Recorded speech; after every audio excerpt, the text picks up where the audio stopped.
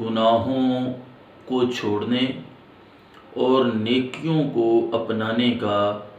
یعنی نیک بننے کا نسخہ یہ ہے کہ ہم یہ اپنے ذہن میں یاد کر لیں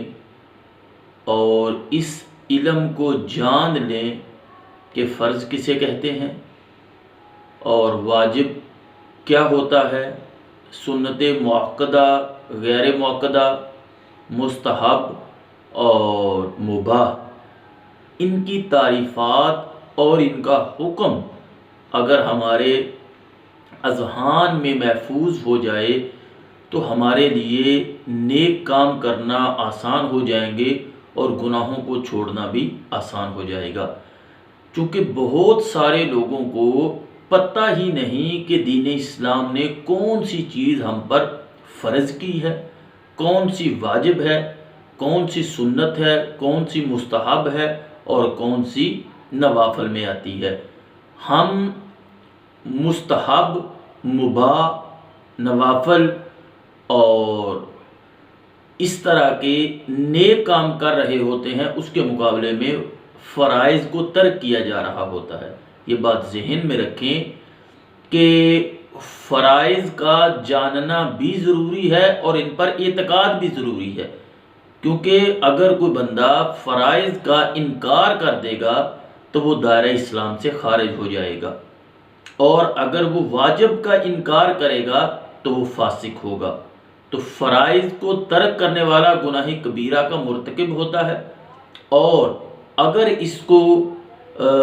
جان بوجھ کر چھوڑا جائے اور انکار کیا جائے، جیسے بعض لوگ معاذ اللہ کہتے ہیں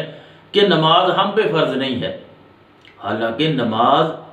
کا ثبوت قرآن کی نص سے ہے اور یہ فرض ہے۔ اگر کوئی بندہ اس طرح کہے گا تو وہ فوری دائرہ اسلام سے خارج ہو جائے گا۔ اگر کوئی یہ اعتقاد رکھے کہ نماز ہے تو مجھ پر فرض پر میں پڑھتا نہیں، تو پھر وہ گناہ کبیرہ کا مرتکب ہوگا اور جہنم میں جانے کا یہ عمل بھی سبب بن سکتا ہے۔ اس طرح اگر واجب کو ترک کریں گے تو اس کا بھی اعادہ کرنا ضروری ہے، ان کی قضا بھی ضروری ہوتی ہے۔ تو سنت مؤکدہ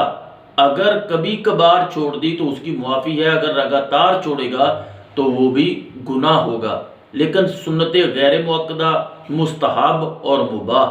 یہ کام ایسے ہیں کہ اگر ان کو کر لیا جائے تو ثواب ہے، اگر چھوڑ دیا جائے تو اس پر گناہ نہیں۔ اور مباح کو اگر ویسے مباح کام وہ ہوتا ہے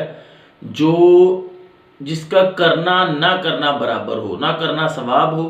نہ چھوڑنے پر گناہ ہو، لیکن اگر کوئی بندہ اس کو اچھی نیت کے ساتھ کرے گا تو اس کو اس کا اجر ملے گا، اچھی نیت ہونے کی وجہ سے۔ تو نماز کے اندر فرائض ہیں، اگر نماز رہ جائے تو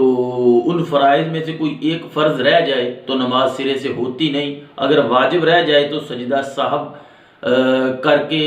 لوٹ نماز جو ہے وہ مکمل ہو جاتی ہے، اگر کوئی سنت رہ جائے تو اللہ ویسے ہی معاف کر دیتا ہے۔ تو اسی طرح نماز کے لیے وضو ضروری ہے، وضو کے اندر بھی 4 فرض ہیں، اور اسی طرح وضو اور نماز کے لیے پاکی شرط ہے کہ انسان پر غسل فرض ہو جائے، تو اس کے بھی 3 فرائض ہیں۔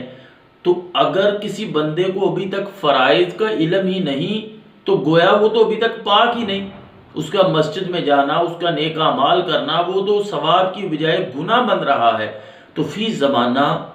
بہت سارے لوگ ایسے ہیں جنہیں دین اسلام کی مبادیات کا بھی نہیں پتہ،